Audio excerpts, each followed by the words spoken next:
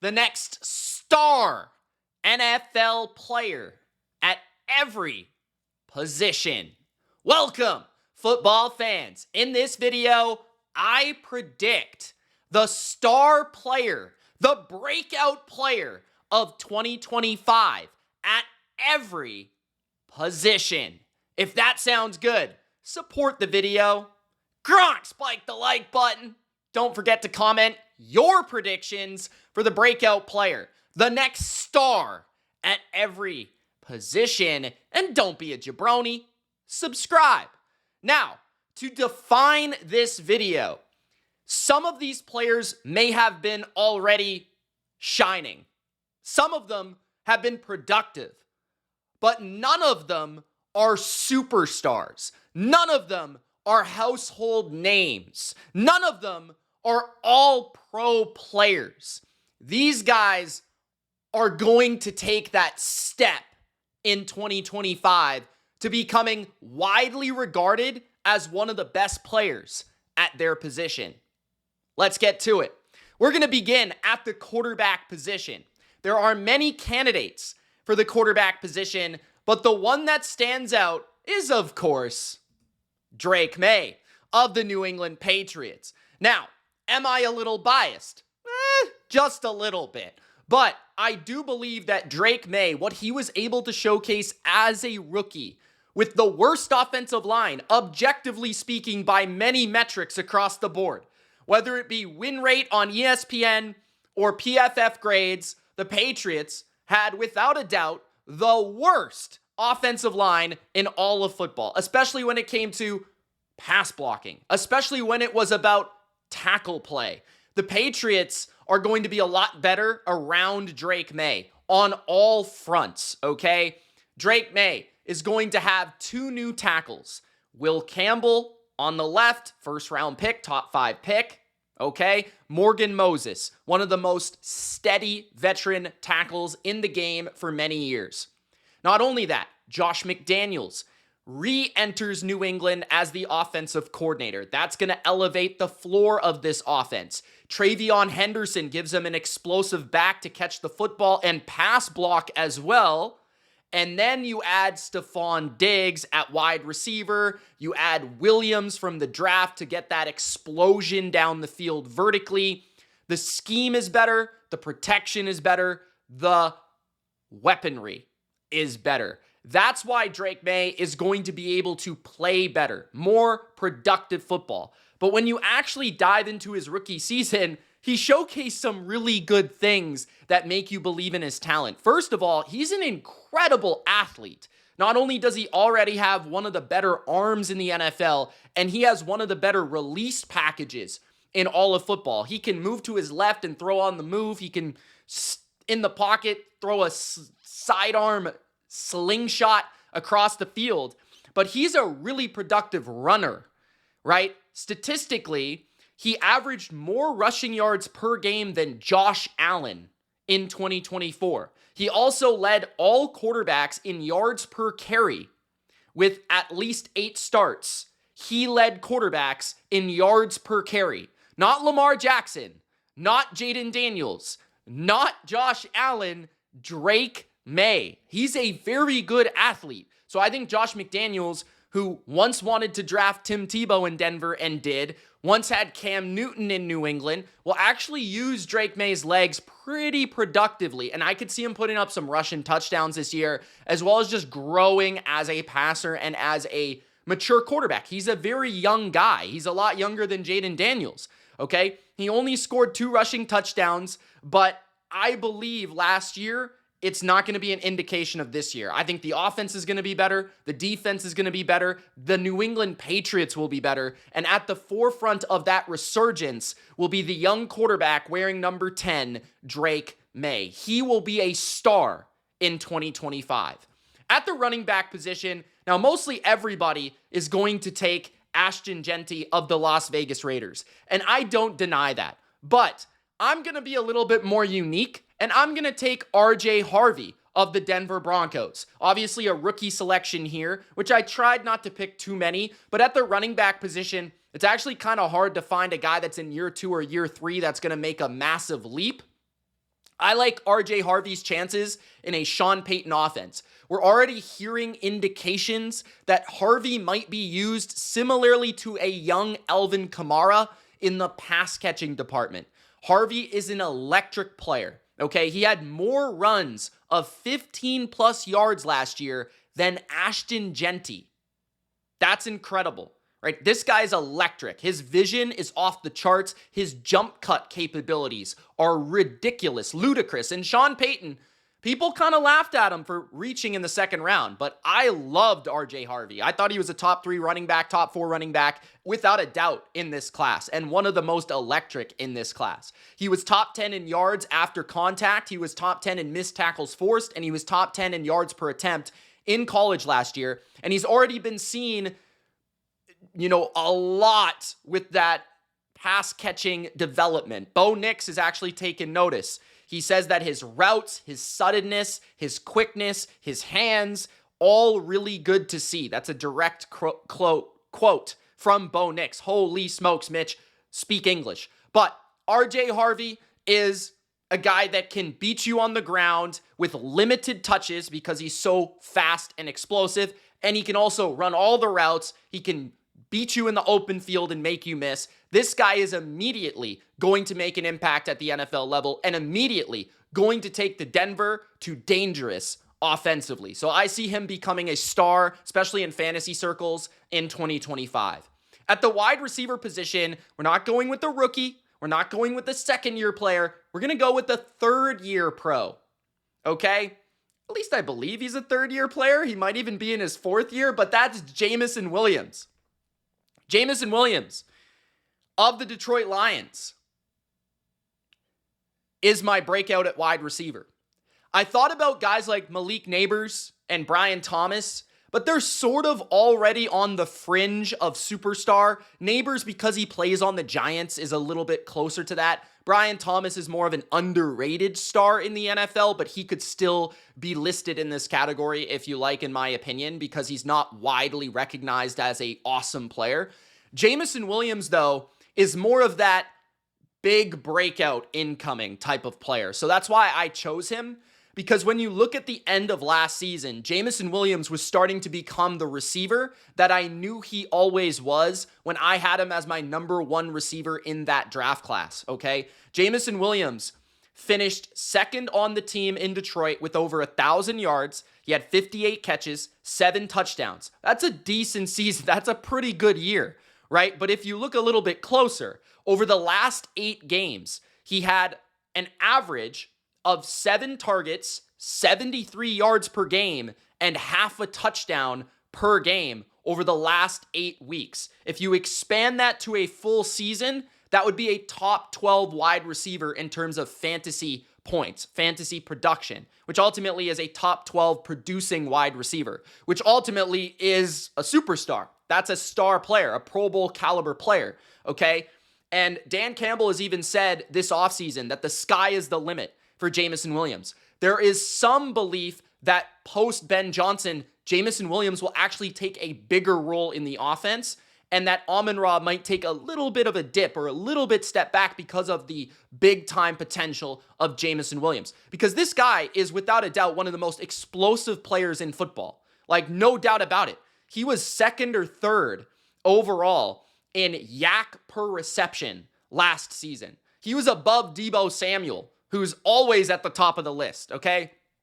Jameson Williams is one of the fastest players in football. He's one of the most explosive players in football. I mean, already, how many reverses and wide receiver handoffs has he taken to the house? This guy is speed, okay? So, yeah, I love his development. I love the arrow and where it's pointing, and I love his game. I think he's about to absolutely dominate in Detroit in 2025. So that's my breakout candidate at wide receiver, Jameson Williams. Potentially a game-changing talent if everything comes together this season. At tight end, Isaiah Likely is my choice at this position. Now, you could go with the rookie, but it's hard for rookies to break out at tight end. It really is. Unless you're Gronk or Brock Bowers, it's pretty difficult, right? Colston Loveland and Tyler Warren aren't even going to be like the top 2 targets in their offense, most likely, given the pecking order of the Colts, that quarterback situation as well, and then the Chicago Bears. So those guys came to mind, but it really is likely that Isaiah Likely is a stud in 2025. I love his name too because I can use it in so many different ways. It's likely he's going to score a touchdown on your team. It's likely that he's going to break out. It's likely that he's going to be better than Mark Andrews. I'll say that much in 2025 because he's entering a contract year. I do believe as well as Mark Andrews. And with the way that Andrews is trending, at the end of last year, producing the least amount of receptions, the least amount of receiving yards we've seen from Mark Andrews since his rookie season, the age that he's at, I think the Ravens are going to want Likely to play more. I think that they're going to want to feature Isaiah Likely more because I think they want to find out if he can truly be that replacement long term and be a stud tight end. And I think we know that he can be. I mean, we've seen the glimpses.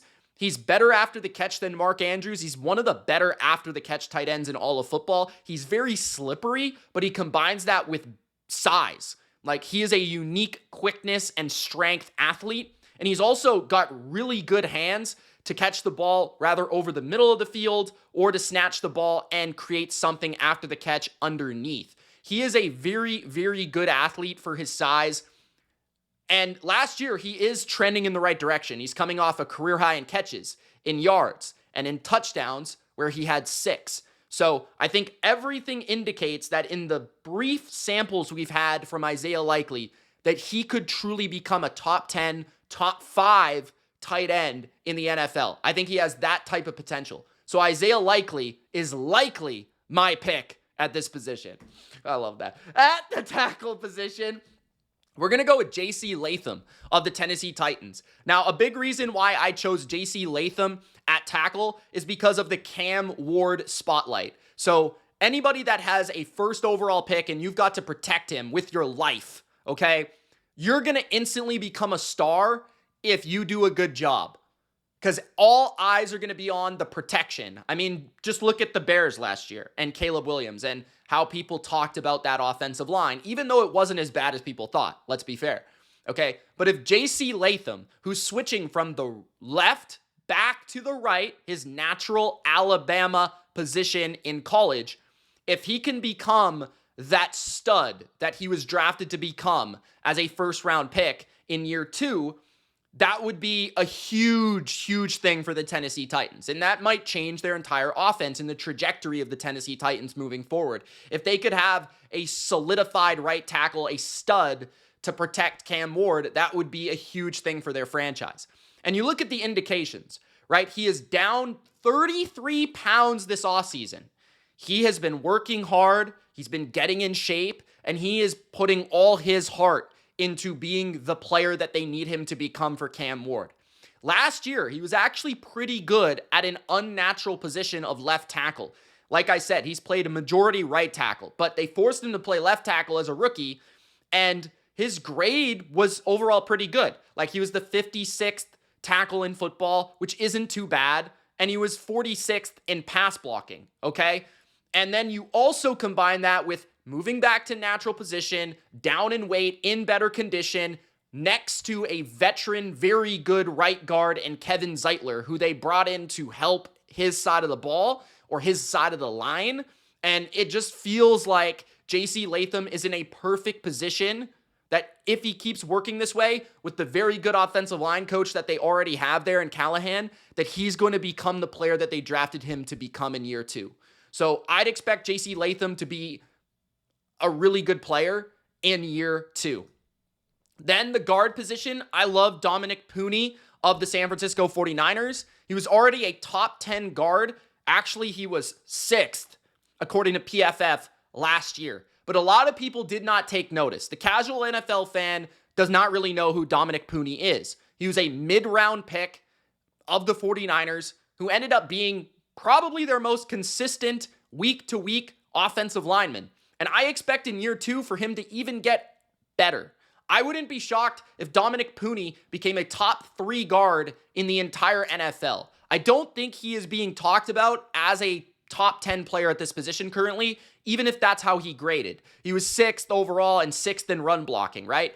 He's dangerous in the zone scheme of Kyle Shanahan, where he was top 5 in terms of zone run blocking, okay? He's very strong and very agile, and he has great IQ, okay? You can tell right away this guy just understands football for a young player, and he combines that with the physical traits that suit Shanahan's system perfectly. So I just think he was already good, but I think he could be Pro Bowl next year, All Pro next year. People are going to be talking about Dominic Pooney and what he does for the 49ers. At the center position, I'm going with Jackson Powers-Johnson, another year 2 breakout on this list. Zach Frazier of the Steelers was another possibility, but I have a different Steeler on this list, so I didn't want to kind of overlap. But at the same time, I feel like this choice is a little bit more bold because Frazier was actually seen as the better player last year. He was highly graded and all that stuff. Jackson Powers-Johnson last season was playing 2 different positions, and now he's got a new coordinator, and now we're trying to figure out how this is all going to fit together and piece together. I think in Chip Kelly's offense, a former Oregon guy himself, Jackson Powers-Johnson, is going to take a big lift in his game. He was graded as the 40th best guard in football last year, according to PFF, top 25 in both pass blocking and run blocking, and he was actually highly regarded as a first-round pick in 2024. It just never kind of situated that way. People were concerned about certain things. He slipped in the second round. I thought he was a steal, okay? But when you look closer at his rookie season, it was a very impressive rookie campaign because he was never really stuck in one spot. He never really got to grow in one position. And this year, he's going to be back to his natural Oregon position, where he was the best center in all of college football in 2023. He's going to be back to his natural position, okay? 5 games at left guard before, Andre James,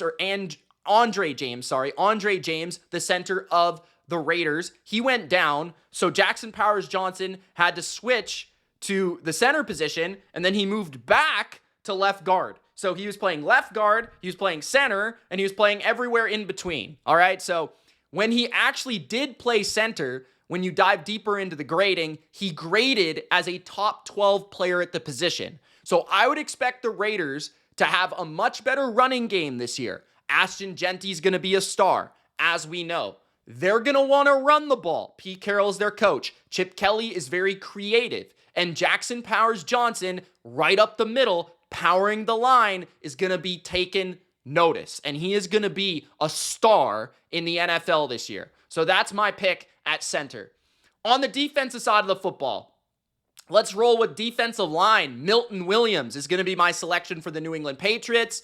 Milton Williams is one of those players that is more highly regarded or understood or kind of recognized after free agency because he was signed to a massive contract by the Patriots. In fact, the most, I think, expensive that we've ever seen from that franchise, even more than Tom Brady, believe it or not. But Milton Williams has not been recognized and still is not recognized as a star player at his position. Nobody talks about him like they talk about Jalen Carter, his teammate on the Eagles. But if you look at the production, he's right there with the Jalen Carter as a part-time player, as a part-timer. Now he goes to New England for his chance to establish himself as a solo act and for his chance to establish himself as a full-time impact starter on every down, an every down player for Mike Vrabel's defense in New England, okay? And this is where you dive into the numbers where they're extremely impressive on a per-play basis. He was second in pressures and hurries in the entire playoffs at his position, only behind Jalen Carter, okay? He had the highest pass rushing grade of any interior defensive lineman in the entire regular season last year and the playoffs. So he was graded the highest out of any D tackle, and I don't think he's talked about in that manner at all. He was also 10th in pressures overall and 4th in pass rushing productivity grade, despite the fact he's a part-time player, okay? His 12.9% quarterback pressure rate was also the highest among all defensive tackles in the NFL. So he goes from playing, like a 50% clip in the defense, Jordan Davis, Jalen Carter, all the other guys that they're rotating in, to becoming a player alongside Christian Barmore that's in there pretty much every single snap for the Patriots. And you could see him become a 10-sack guy for the Patriots as a defensive tackle. He has that type of potential because, like I just said, on a per-play basis, he's one of, if not the best pure pass rusher at this position. So Milton Williams feasted in Philadelphia. I think he will become a big-time punisher for the Patriots. At the edge position, another Philadelphia Eagle or a former teammate of Milton Williams, Nolan Smith, is going to be my selection for a breakout season in 2025. There are many that you could go with here, like Abdul Carter, obviously, or maybe even Chop Robinson of the Dolphins, who had a really good rookie season. But Nolan Smith took a huge step in the playoffs. And I always look to guys that are young and they rise to the occasion in the playoffs to carry that confidence into the next season. And I think that's what Nolan Smith is going to do, especially after the Eagles were confident in letting go of Josh Sweat and allowing Nolan Smith to become their number one edge rusher, okay? He led all edges with pressures and hurries, 19 pressures, 13 hurries in the playoffs. He had 4.5 sacks in the playoffs. And that's crazy because he only had 6.5 in the entire regular season. So he was an ascending player, an ascending talent, a more trusted source of pressure for Fangio in the playoffs, okay? No more Williams, no more Sweat means Nolan Smith has to be the guy that complements Jalen Carter to be that pass rusher, that 10-sack guy. He's quick, he's fast, he's explosive, he's versatile, which keeps him on the field. And I think, only 24 years old. He is having to deal with a torn tricep that he actually, I think he got during the Super Bowl. But he's only 24. He's going to recover quickly. And his real skill is his speed. I mean, he is just different. In terms of edge rushers, he's a little bit small, but that speed, that quickness, that explosion is what keeps him at the top. So I think Nolan Smith is going to have a huge year this year because Philadelphia really needs him to be honest. At the linebacker position, Peyton Wilson is going to be my selection for the Pittsburgh Steelers. This was the Steeler I was referring to. Edgerrin Cooper, the other top linebacker from this draft class a year ago, did sort of already have a breakout season for the Packers, but at the same time, he didn't play all the snaps. Like Peyton Wilson and Edgerrin Cooper both kind of were limited in their snap usages, but Peyton Wilson even more so because he had to deal with the rotation of a Landon Roberts, and the Steelers have Patrick Queen. So Wilson was kind of treated as a sub-package player, a third down guy, and a cover linebacker for a majority of the season.